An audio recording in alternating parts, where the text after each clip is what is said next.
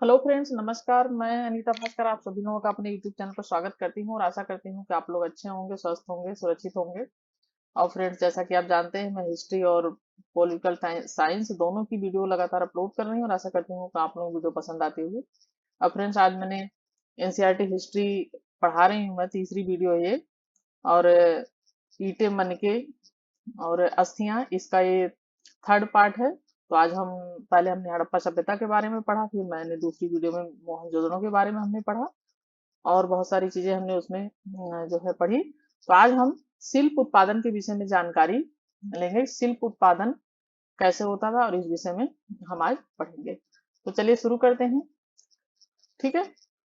पहले मैंने ये बताया था कि हड़प्पा सभ्यता की खुदाई जो हुई थी, वो जो है दयाराम साहनी ने करवाई थी 1921 ईस्वी में। और दूसरी जो मोहनजोदड़ो ने वो राखालदास बनर्जी ने 1922 ईस्वी में। ठीक है, ये ध्यान रखें आप।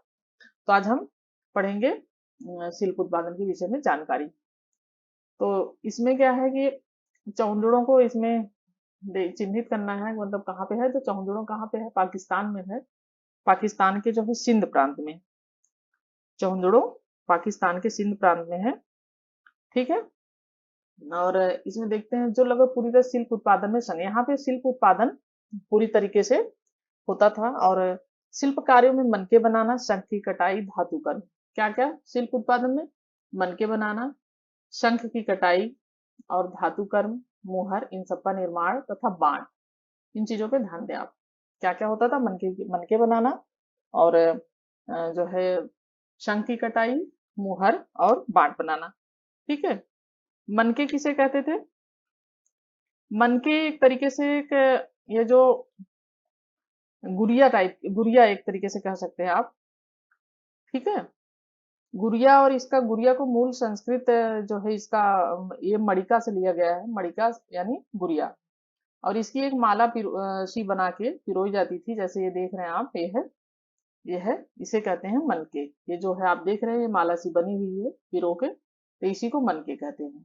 ठीक है। तो आप देख लीजिए। और तो ये क्या था कि मनकों का निर्माण प्रयुक्त पदार्थों की विविधता उल्लेखनीय है। कार्नियल सुंदर सुंदर लाल रंग। ठीक है। ये क्या था?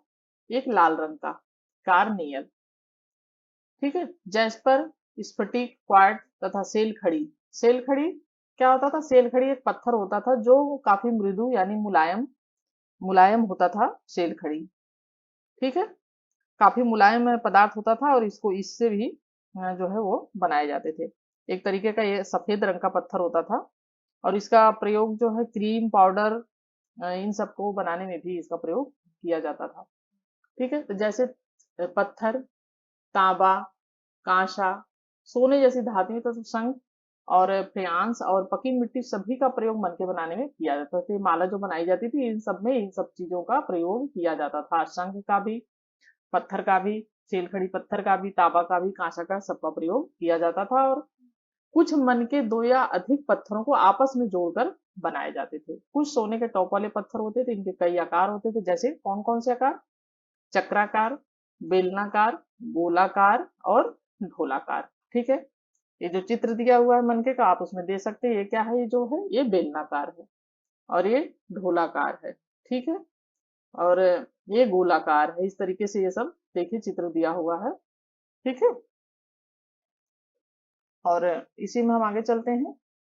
तो चित्रकारी के माध्यम से जो है सजाया गया था और कुछ पर रेखा चित्र भी, यानी कुछ पर रेखा चित्र भी बनाए जाते हैं। मनके बनाने की तकनीकों में प्रयुक्त पदार्थ के साथ भिन्नताएं थी। सेल खड़ी, जो कि एक बहुत ही मुलायम पत्थर है पर आसानी से कार्य हो जाता था। तो काफी मुलायम होता था, तो उसमें कार्य करने में, उसको बनाने में आसानी होती थी। कुछ मन के सेलखड़ी के चूर्ण के लेप को सांचे में ढालकर, यानी जो सेलखड़ी पत्थर होता था उसका चूरा होता था, तो उसको क्या करते थे, उसके लेप बना के और उसको सांचा बना ले रहता था, उसमें ढालकर तैयार किए जाते थे। ठीक है। केवल ज्यामितीय आकारों के विपरीत कई विविध आकारों को मनके बनाए जाते थे। ठीक है। सेल खड़ी के सूक्ष्म मनके कैसे बनाए जाते थे? यह प्रश्न प्राचीन तकनीकों का अध्ययन करने वाले पुरातत्वविदों के लिए एक पहेली बना हुआ है। वैसे तो पुरातत्वविदों द्वारा किए गए प्रयोगों ने दर्शाया है कि कार्निलियन का लाल रंग, ठीक है, पीले रंग के कच्चे माल तथा उत्पादन के विभिन्न चरणों में मनकों को आग में पकाकर प्राप्त कर लिया जाता था। पत्थर के पिंडों को पहले अपरिष्कृत आकारों में तोड़ा गया था, ठीक है, और फिर बारीकी से साल निकाल कर इन्हें अंतिम रूप दिया जाता था। घिसाई, पॉलिश और इनमें छेद, जो आपने देखा गुड़िया बनाने के लिए छेद किया जाता था, तो ये सब साथ ही प्रक्रिया पूरी हो जाती थी। अब देखेंगे चहुंदड़ो, ठीक है। चहुंदड़ो कहाँ पे है, ठीक है, और लोथल कहाँ पे है, धौलावीरा कहाँ पे है, पहले तो ये आप जान लीजिए, ठीक है। तो चहुंदड़ो क्या है, ये पाकिस्तान के सिंध प्रांत और करीब मानसेहरा पाकिस्तान के उत्तरी भाग में है ये स्थित चहुंदड़ो, यानी पाकिस्तान में आप मान लीजिए। और लोथल कहाँ पे है, लोथल और धौलावीरा ये है गुजरात में, ठीक है। तो चहुंदड़ो, लोथल और हाल ही में धौलावीरा से छेद करने के विशेष उपकरण मिले हैं। तो छेद करने के कहाँ से विशेष उपकरण मिले हैं, चहुंदड़ो से मिले हैं, जो कि पाकिस्तान के सिंध प्रांत में है, लोथल और गुजरात में धौलावीरा और लोथल से मिले हैं, ठीक है। और नागेश्वर तथा बालाकोट को चिन्हित करें। बालाकोट कहाँ पे है, बालाकोट भी पाकिस्तान में स्थित है, ठीक है। बालाकोट भी जो है वो भी पाकिस्तान में है। और चिन्हित करें, दोनों बस्तियां समुद्र तट के समीप स्थित हैं। जो बस्तियां होती थी वो समुद्र के तट के करीब किनारे स्थित थी।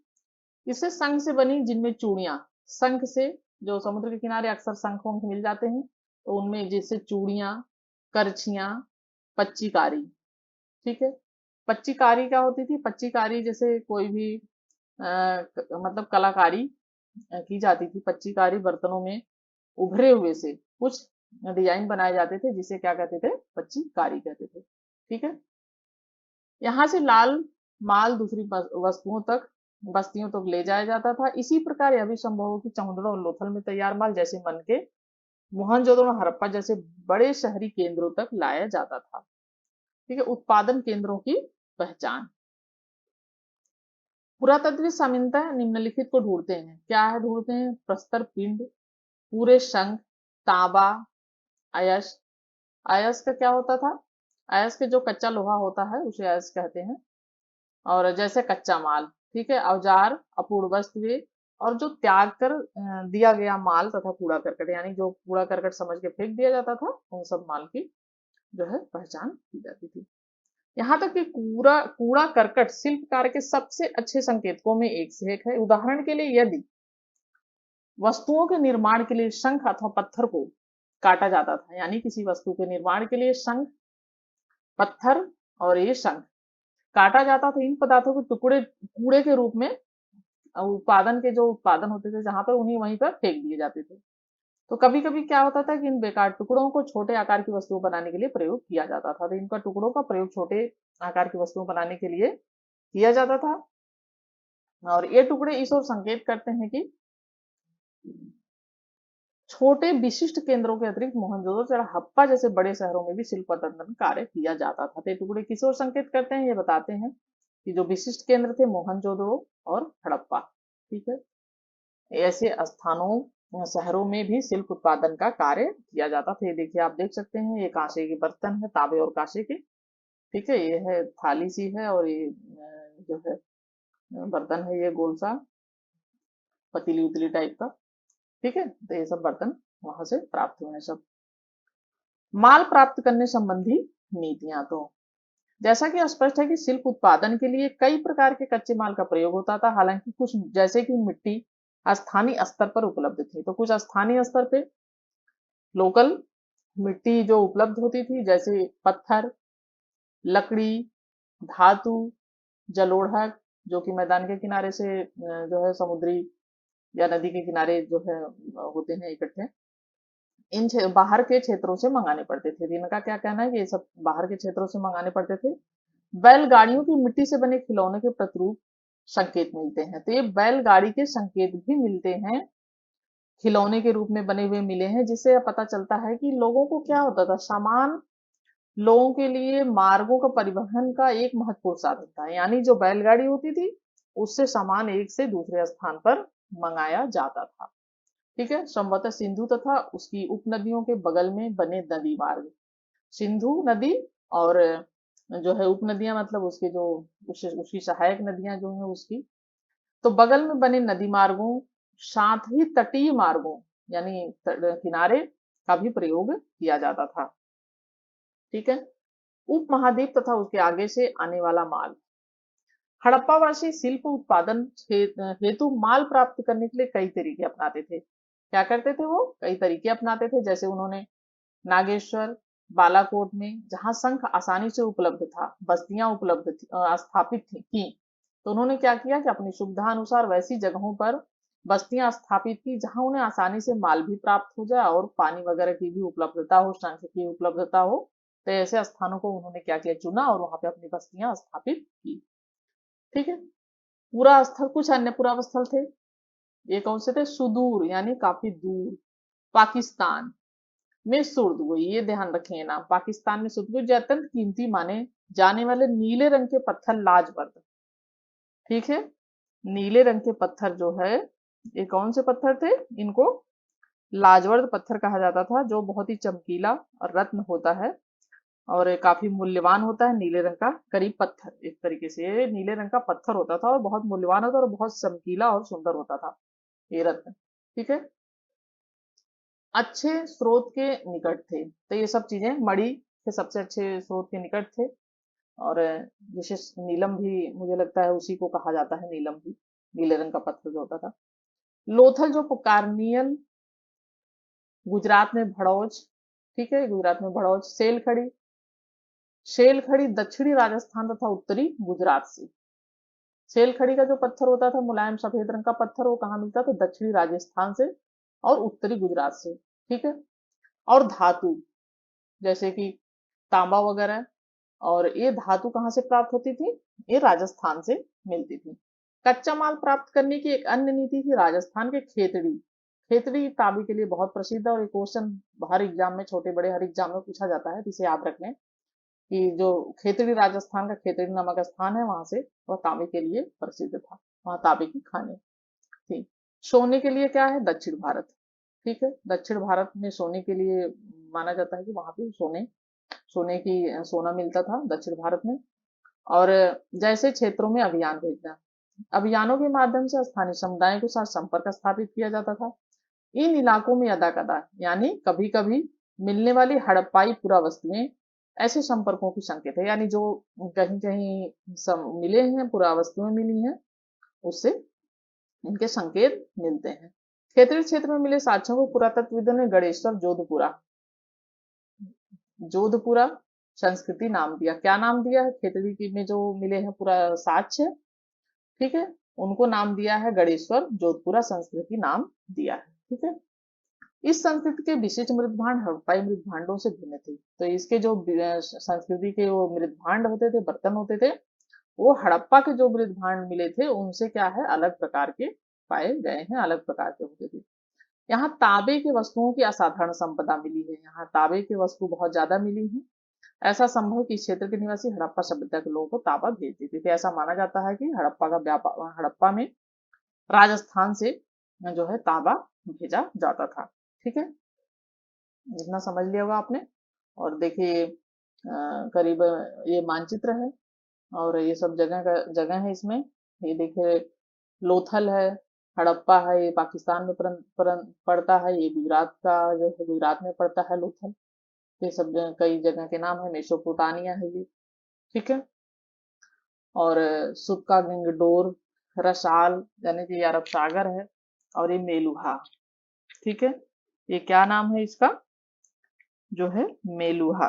मेलुहा कहाँ पड़ता है? ये सिंधु घाटी सभ्यता का दिया हुआ, यानी मेलुहा जो नाम दिया है वो सिंधु घाटी सभ्यता को माना जाता है कि सुमेरियन नाम दिया गया था, जिसका नाम फिर मेलुहा पड़ा। और इसका मतलब उससे नहीं है कि जो मेलुहा के मृत्यु जो है, अमीश त्रिपाठी ने जो उपन्यास लिखा है मेलुहा के मृत्यु निजय, तो वो माना जाता है कि वो काल्पनिक था। ठीक है। आगे चलते हैं। सुदूर क्षेत्रों से संपर्क, यानी दूर के क्षेत्रों से संपर्क। हाल ही में पुरातात्विक खोजें इंगित करती हैं कि तांबा संभवतः अरब प्रायद्वीप के दक्षिणी पश्चिमी छोर पर स्थित ओमान से भी लाया जाता था।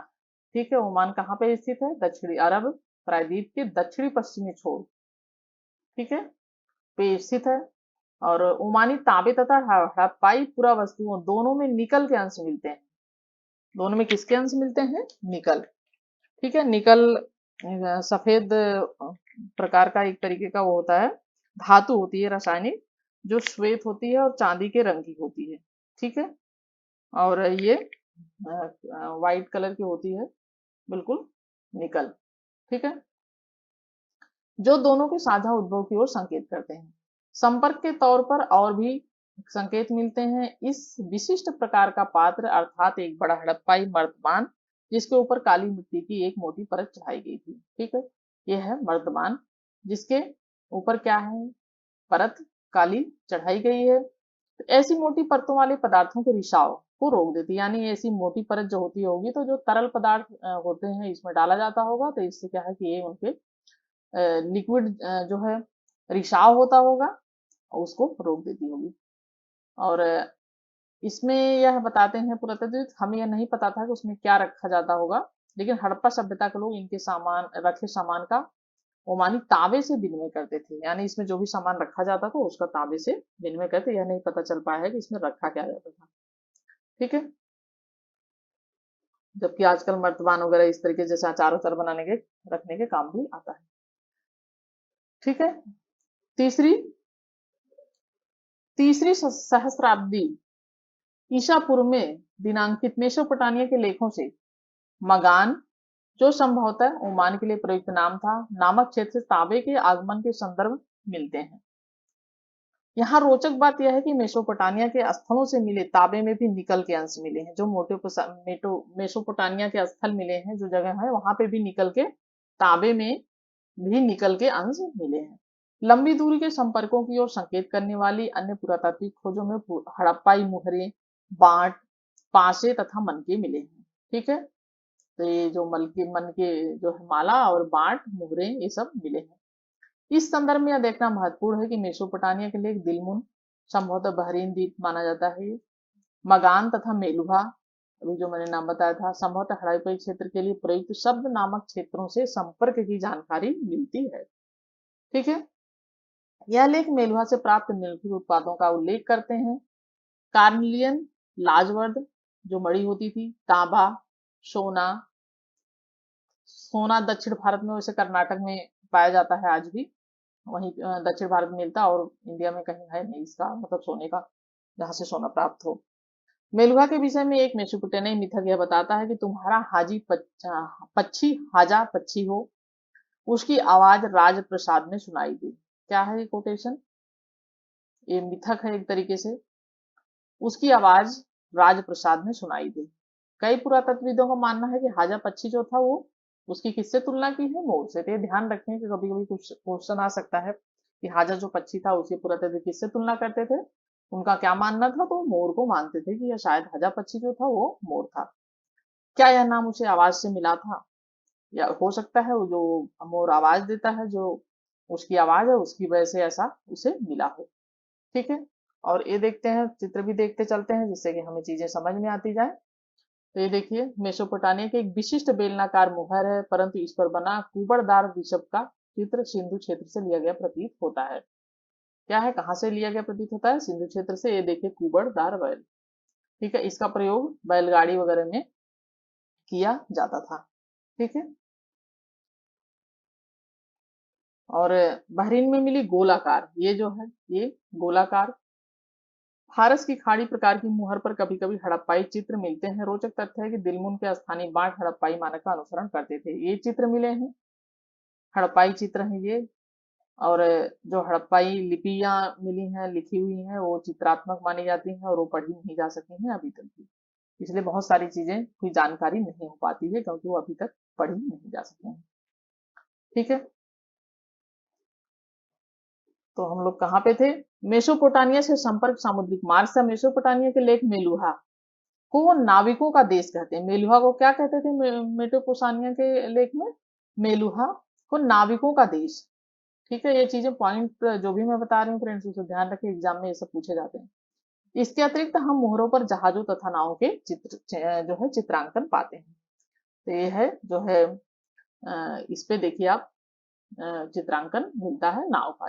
इस तरीके से देखिए यहाँ पे ऐसे बना हुआ है। ठीक है, जहाजों और तथा नाव के चित्रांकन जो है मिलते हैं। आगे चलते हैं। ये प्राचीन सूचना पट के अक्षर हैं जो समझ में ही नहीं आए कि क्या है लिखे हुए। ठीक है, मुहरें, लिपि तथा बांट। अब हम आ गए यहाँ पे मुहरें, लिपि तथा जो बांट होती थी, मुहरें और मुद्रांकन। मुहर और मुद्रांकनों का प्रयोग लंबी दूरी के संपर्कों को सुविधाजनक बनाने के लिए होता था। तो मुहरों का प्रयोग कैसे होता था? जो लंबी दूरी के संपर्क में सुविधाजनक बनाने के लिए किया जाता था। कल्पना कीजिए, अगर सामान से भरा एक थैला एक स्थान से दूसरे स्थान पर भेजा गया, उसका मुख रस्सी से बांधा गया और गांठ पर थोड़ी गीली मिट्टी जमा कर एक या अधिक मोहरों से दबाया गया, जिससे मिट्टी पर मोहरों की छाप पड़ गई। यदि इस थैले के अपने गंतव्य स्थान पर पहुंचने पर मुद्रांकन अछूट रहा तो इसका अर्थ है था कि थैले के साथ किसी प्रकार की छेड़छाड़ नहीं की गई थी। तो इसका मतलब क्या था कि उसका मुख जो है रस्सी से बांध दिया जाता था और गांठ पर थोड़ी गीली मिट्टी जमा की जाती थी। ठीक है, और एक या अधिक मोहरों को उससे क्या किया जाता था? दबाया जाता था, जिससे मिट्टी पर मोहरों की छाप पड़ गई। यदि थैले के अपने गंतव्य पहुंचने का मुद्रांकन अछूत रहा तो इसका अर्थ था कि थैले के साथ किसी प्रकार की छेड़छाड़ नहीं की गई। ठीक है, मतलब वो अगर नहीं टूटा फूटा कहीं से नहीं है तो इसका मतलब ये था कि उसके साथ कोई भी किसी ने छेड़छाड़ नहीं की है। एक रहस्यमय लिपि। हड़प्पाई मोहरों पर एक पंक्ति में कुछ लिखा है जो संभवतः मालिक के नाम और पदवी को दर्शाता है। तो हड़प्पाई मोहरों में एक पंक्ति में कुछ लिखा गया है जिसमें क्या मिलता है? विद्वानों ने सुझाव भी दिया है कि इन पर बनचित आमतौर पर एक जानवर, अनपढ़, ये देखिए है, ये बना हुआ है, ये जानवर का चित्र बना हुआ है। ठीक है, अनपढ़ लोगों को सांकेतिक रूप से इसका अर्थ बताता था। तो जो अनपढ़ लोग होते होंगे हो सकता है उसको सांकेतिक कुछ अर्थ बताए। यहाँ पे कुछ लिखा भी गया है लेकिन ये तो किसी के समझ में ही नहीं आया आज तक कि क्या लिखा गया है। अधिकांश अभिलेख संक्षिप्त हैं। सबसे लंबे अभिलेख में लगभग 26 चिन्ह हैं। ठीक है, कितने चिन्ह हैं? 26 चिन्ह हैं। हालांकि यह लिपि आज तक पढ़ी नहीं जा सकी। ये क्वेश्चन बहुत बनता है, इसलिए ध्यान रखें कि जो हड़प्पाई लिपियां मिली हैं उसमें जो कुछ भी लिखा है उसे आज तक नहीं पढ़ा जा सका है। नहीं तो बहुत सारी जानकारी से हम वंचित हो गए हैं, नहीं तो और सारी जानकारी हमें प्राप्त होती वहां के बारे में। निश्चित रूप से वह वर्णमाली जहां प्रत्येक चिन्ह एक स्वर अथवा व्यंजन को दर्शाता है। ठीक है, यानी वर्णमाला जहां प्रत्येक चिन्ह स्वर और व्यंजन को दर्शाता है, नहीं थी। ठीक है, यानी वो वर्णमाला ही नहीं थी जो कि स्वर और व्यंजन को जो दर्शाता है आज के समय में, क्योंकि इसमें चिन्हों की संख्या कहीं अधिक है, लगभग 375 से कितनी है? 400 के बीच। ऐसा प्रतीत होता है कि यह लिपि दाईं से बाईं ओर लिखी जाती है। ये पॉइंट पे ध्यान रखें। ऐसा माना जाता है कि यह लिपि जो थी वो कैसे लिखी जाती थी? दाईं से, यानी जो है राइट टू लेफ्ट, दाईं से बाईं ओर लिखी जाती थी, क्योंकि कुछ मोहरों पर दाईं ओर चौड़ा अंतराल है और बाईं ओर यह संकुचित है। यानी दाईं ओर क्या है कि चौड़ा है और बाईं ओर क्या है? उसका आकार छोटा हो गया है, संकुचन हो गया है, संकुचित हो गई है, जिससे लगता है कि उत्पीड़क ने दाईं ओर से लिखना प्रारंभ किया और बाद में बाईं ओर स्थान कम पड़ गया। अब हम उन विभिन्न प्रकार की वस्तुओं को देखते हैं जिन पर लिखावट मिली। मोहरें, तांबे के औजार, मर्तबानों के अमठ, तांबे तथा मिट्टी की लघु जो है पट्टिकाएं, आभूषण, अस्थि, छड़े, और यहाँ तक कि एक प्राचीन सूचना पट याद रखिए, हो सकता है नष्टप्राय वस्तुओं पर भी लिखा जाता हो और इसका यह अर्थ लगाया जा सकता है कि साक्षरता व्यापक थी। ठीक है,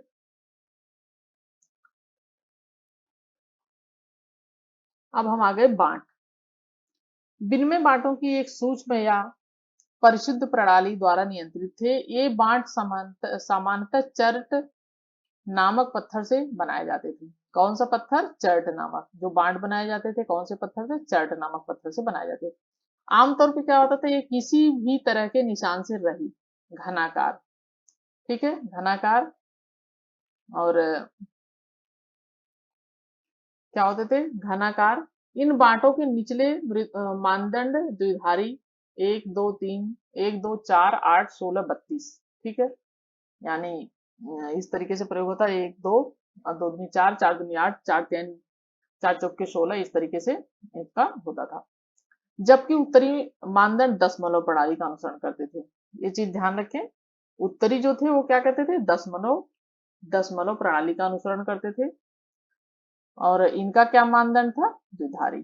जैसे 1 दूनी 2, 2 दूनी 4, 4 दूनी 8 और 4 चौके 16, 16 दूनी 32, मतलब 8 दूनी 16 और 16 दूनी 32। ठीक है।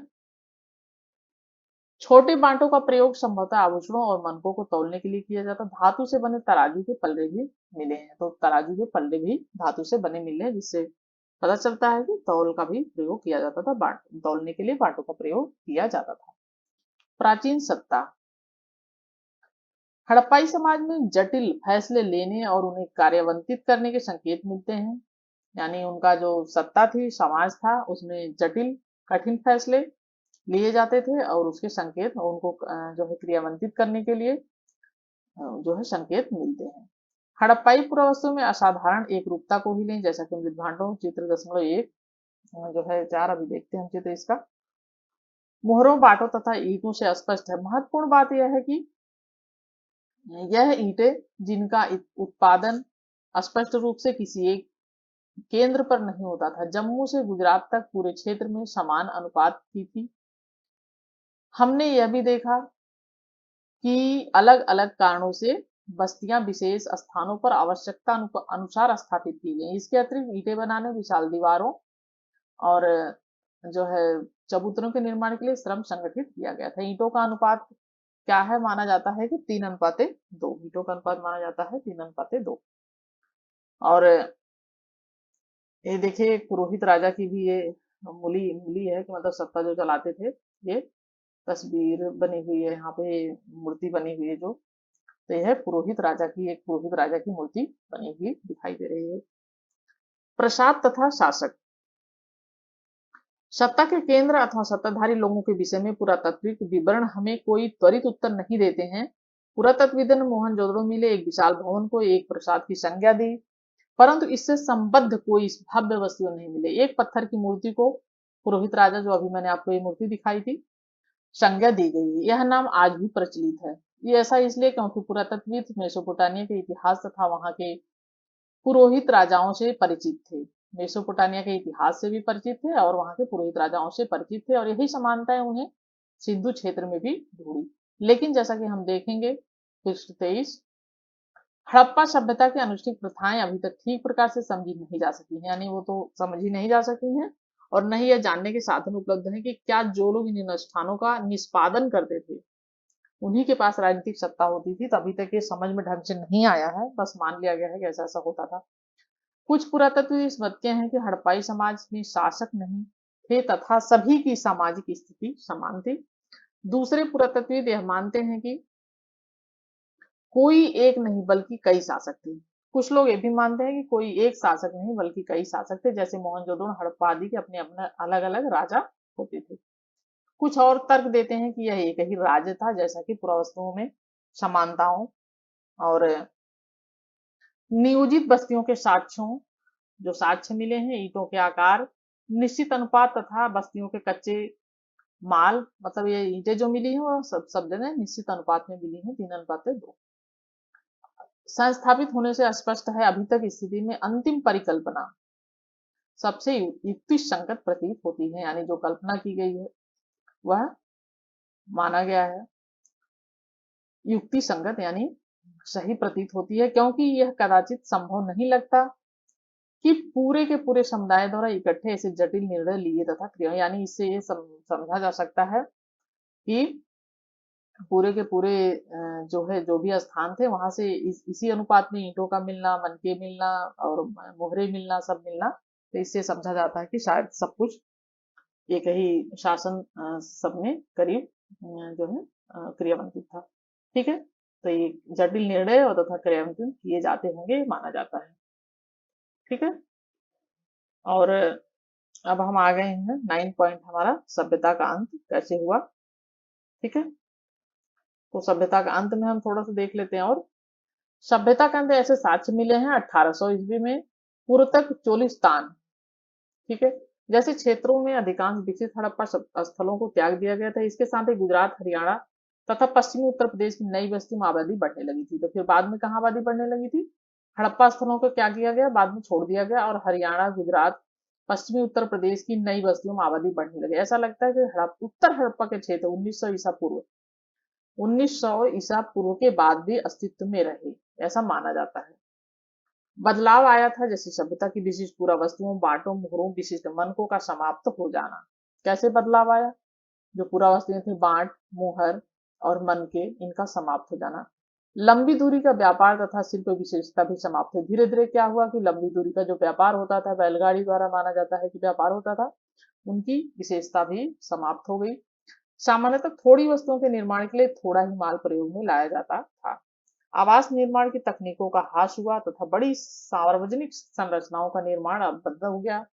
कुल मिलाकर पूरा बस्तियां तथा बस्तियां इन संस्कृतियों में एक ग्रामीण जीवन शैली की ओर संकेत करती हैं। इन संस्कृतियों का उत्तर हड़प्पा अथवा अनुवर्ती संस्कृतियां भी कहा गया। उत्तर हड़प्पा यानी बाद की और अनुवर्ती संस्कृतियां कहा गया। ये परिवर्तन कैसे हुई, इस विषय में कई व्याख्याएं हैं। इसमें जलवायु परिवर्तन भी माना जाता है, वनों की अधिक कटाई, अत्यधिक बाढ़ भी माना जाता है कि वो कैसे समाप्त हुआ, इस सभ्यता का अंत कैसे हुआ। जलवायु परिवर्तन हुआ होगा वनों की कटाई करने से, या अत्यधिक बाढ़ भी आई होगी जब वो नदियों के किनारे सभ्यताएं बसी थी, तो हो सकता है जलवायु परिवर्तन, अधिक बाढ़ आई हो, नदियां हो सकता है सूख गई हो, ये भी हो सकता है। और या मार्ग नदियों ने बदल लिया हो अपना, ठीक है, या नदियों ने अपना मार्ग बदल लिया हो, या भूमि का अत्यधिक उपयोग भी सम्मिलित है। इनमें से कुछ कारण कुछ बस्तियों के संदर्भ में तो सही हो सकते, पर पूरी सभ्यता के पतन की व्याख्या नहीं करते हैं। ऐसा लगता है कि एक सुदृढ़ एकीकरण से तत्व संभवतः हड़प्पाई राज्य का अंत हो गया। तो ऐसा माना जाता है कि हड़प्पाई राज्य का इन सब कारणों की वजह से अंत हो गया होगा। मोहरे लिपि, विशिष्ट मनकों तथा मृत भांडों के लोग, मानकीकृत बाट प्रणाली के स्थान पर स्थानीय बाटों के प्रयोग, बाद में फिर स्थानीय बाटों का प्रयोग किया जाने लगा। शहरों के पतन, परित्याग जैसे परिवर्तनों से इस तर्क को बल मिलता है। तो इन सब कारणों से ऐसा माना जाता है कि सभ्यता का अंत इन्हीं वजह से हुआ। उपमहाद्वीप को एक पूरी तरह से अलग क्षेत्र में नए शहरों के विकास के लिए सहस्राब्दी से भी अधिक समय तक प्रतीक्षा करनी पड़ी। ठीक है, तो फ्रेंड्स आज तक हम यही खत्म करते हैं। कल हम एक आक्रमण के साँच जो है उसके बारे में हम पढ़ेंगे। ठीक है, thank you for watching video.